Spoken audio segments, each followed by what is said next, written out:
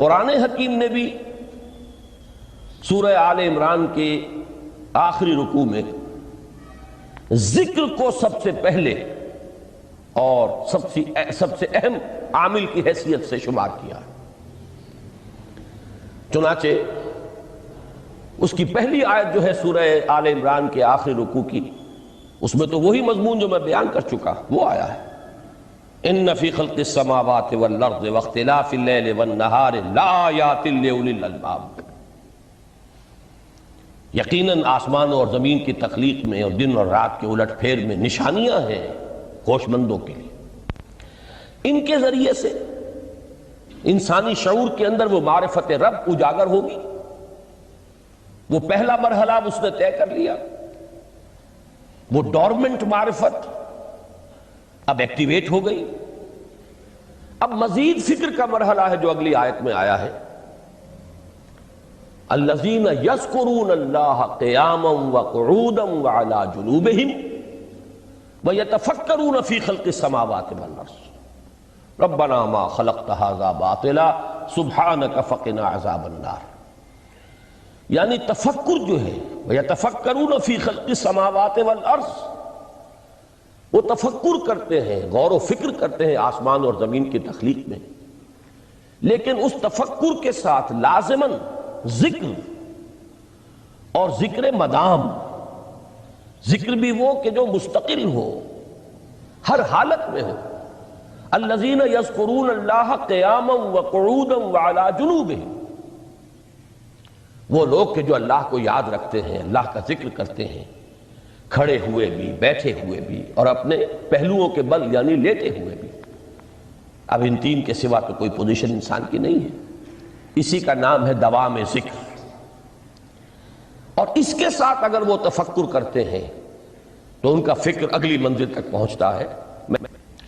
تو پہلی شے تھی فکر انسانی کی صحیح رخ پر مزید پیش قدمی اور پیش رفت، اور اس کے لیے لازم ہے ذکر و فکر کا امتزاج.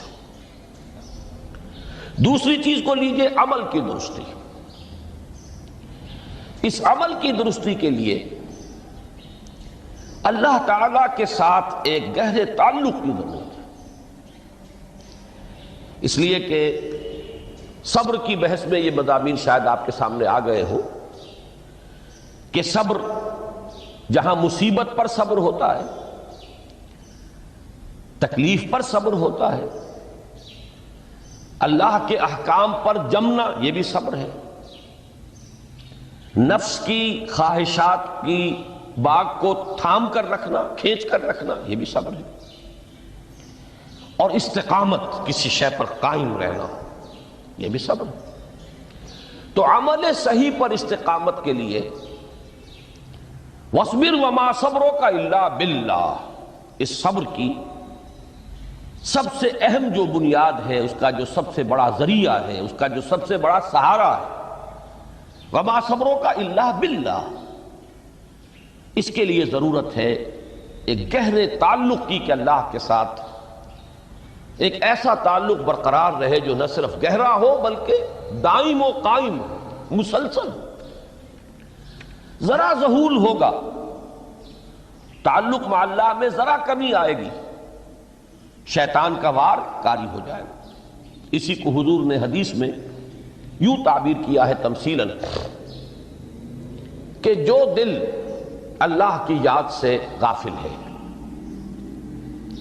اس پر، فارسی کا وہ مقولہ بھی ہے کہ خانہ خالی را دیو می گیرت، گھر خالی رہے تو جنات اس پر دیو جو ہے آ کر قبضہ جما لیتے ہیں. تو خانہ قلب جو ہے اگر یاد خدا بندی سے خالی ہو گیا تو شیطان ابلیس لعین اپنی تھوتنی ٹکا دیتا ہے. یہ لفظ آتا ہے سور کے منہ کے لیے تھوتنی، جس طرح اس کا نکلا ہوا سا منہ ہوتا ہے آگے، تو یہ لفظ استعمال کیا گیا کہ وہ اپنی تھوتنی انسان کے دل پر جما کر اور پھوکے مارنی شروع کر دیتا ہے.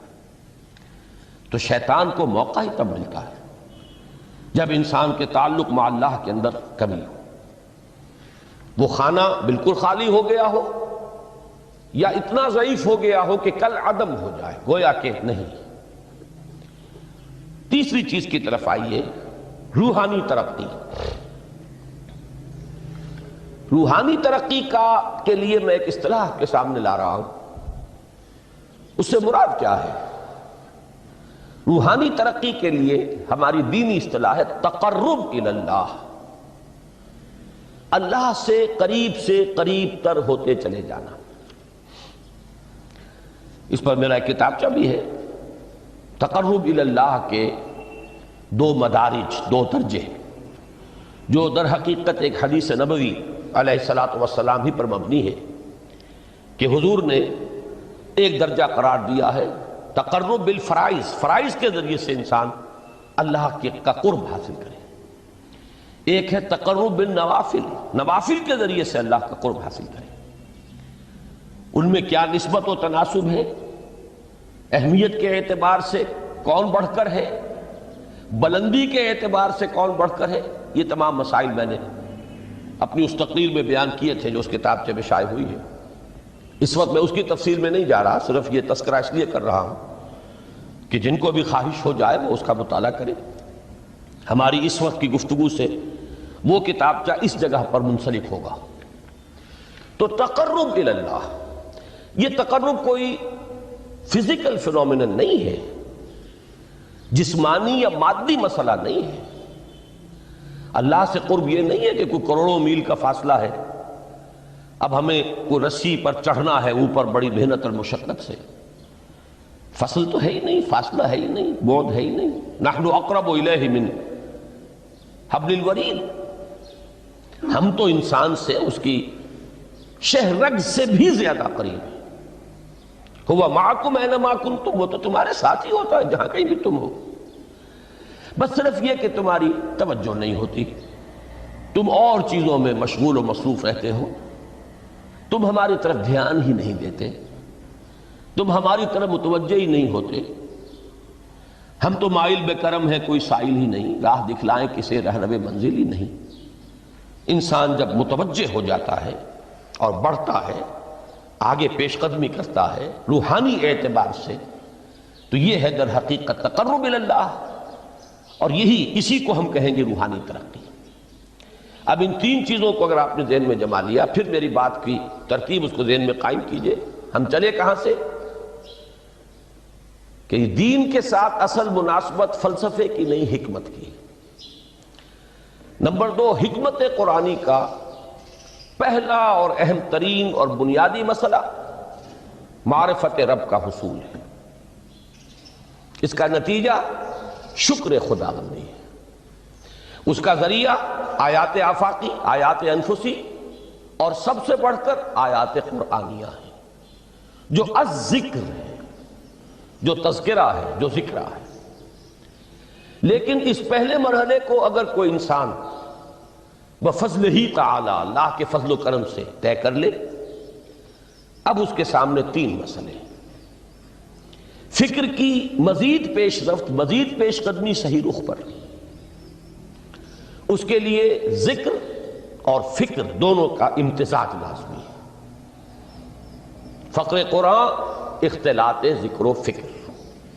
الذین یذکرون اللہ قیاما وقعودا وعلی جنوبہم ویتفکرون فی خلق السماوات والارض. دوسری شے عمل کا درست رہنا، نہ افراط و تفریط ہو، عدم توازن ہو، نہ انسان نفس سے مغلوب ہو جائے، نہ انسان جذبات کی رو میں اندھا ہو جائے، نہ انسان ماحول سے مرعوب ہو کر متاثر ہو جائے. صحیح رخ پر اس کا عمل. نمبر 3، روحانی ترقی، جو اصل حاصل ہے، جو اصل مقصود ہے. نمبر 2 چیز کے لیے تعلق مع اللہ ضروری، نمبر 3 کے لیے تقرب الی اللہ ضروری.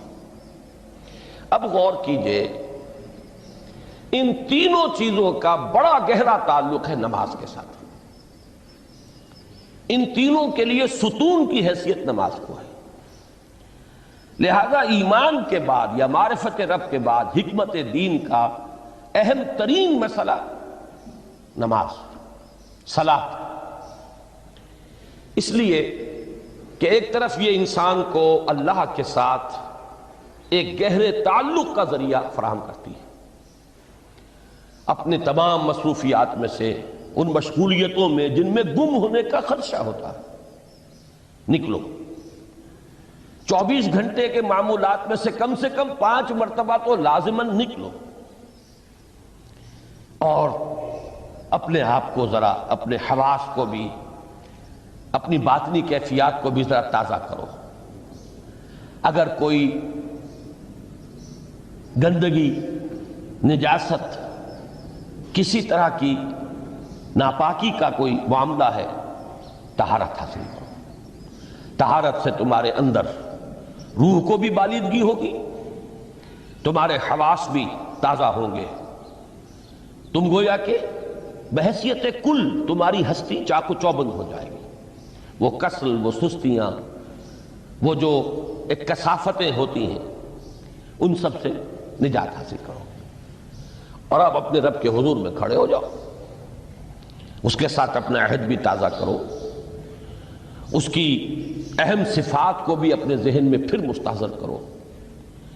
یہی وجہ ہے، دیکھیے میں نے جو آیات آپ کو شروع میں سنائی تھی، سورہ لقمان کی 2 آیتیں، پہلی آیت میں اس کا ترجمہ کر چکا، دوسری آیت وَلَقَدْ وَإِذْ قَالَ لُقْمَانُ لِابْنِهِ وَهُوَ يَعِظُهُ يَا بُنَيَّ لَا تُشْرِكْ بِاللَّهِ إِنَّ الشِّرْكَ لَظُلْمٌ عَظِيمٌ۔ اس کے بعد درمیان میں کچھ مضمون آ کر پھر وہ آیہ مبارکہ آئی، یا بنی اقم الصلاۃ وامر بالمعروف وانہ عن المنکر واصبر علی ما اصابک۔ گویا کہ اہم ترین چیز، بنیادی ترین چیز، اللہ کو محض پہچان لینا کافی نہیں ہے، یاد رکھنا ضروری ہے۔ اللہ یاد رہے گا تو فکر صحیح آگے بڑھے گا، اللہ یاد رہے گا اور اس کے ساتھ ایک گہرا تعلق جو ہے برقرار رہے گا تو عمل درست رہے گا۔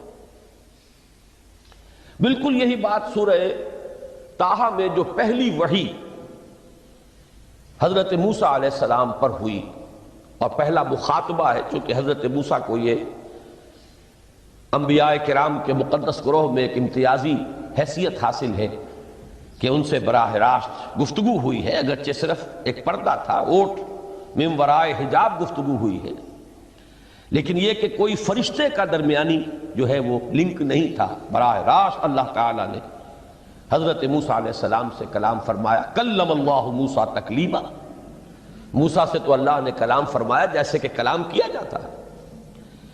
تو پہلا مخاطبہ ہے، یہ پہلا مکالمہ ہے، پہلی وحی کہیے، اسی میں یہ الفاظ بھی موجود ہیں، اننی انا اللہ لا الہ الا انا فاعبدنی واقم الصلاۃ لذکری۔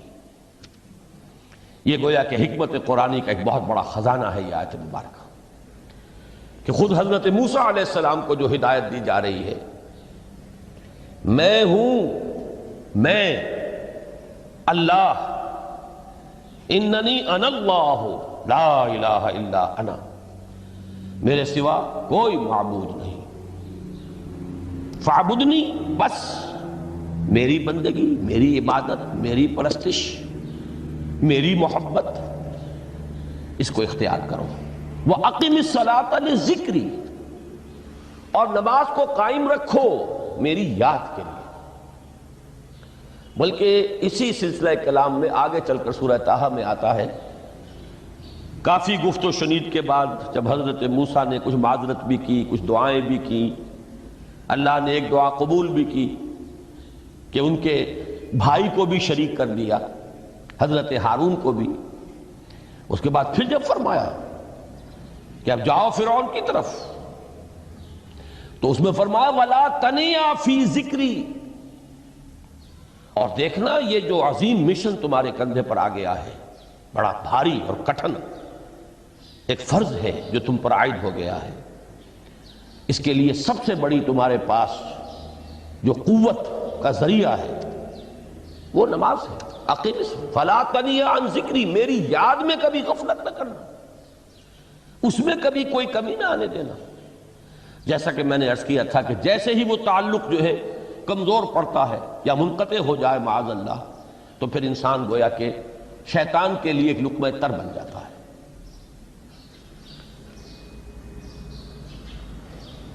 اب آپ غور کیجئے تیسری شے تقرب اللہ، اس کے حوالے سے بھی جو فرائض اور نوافل کی بات ہے اس کو اس وقت ذہن سے نکال کر یہ سمجھیے کہ اس میں نماز کا کیا مقام ہے، اس لیے کہ نماز فرض بھی ہے، نماز نفل بھی ہے، وہ تو ان دونوں میں شریک ہو جائے گی۔ اب اس کو لفظ صلاۃ کے حوالے سے آپ ان دونوں چیزوں کو سمجھیے۔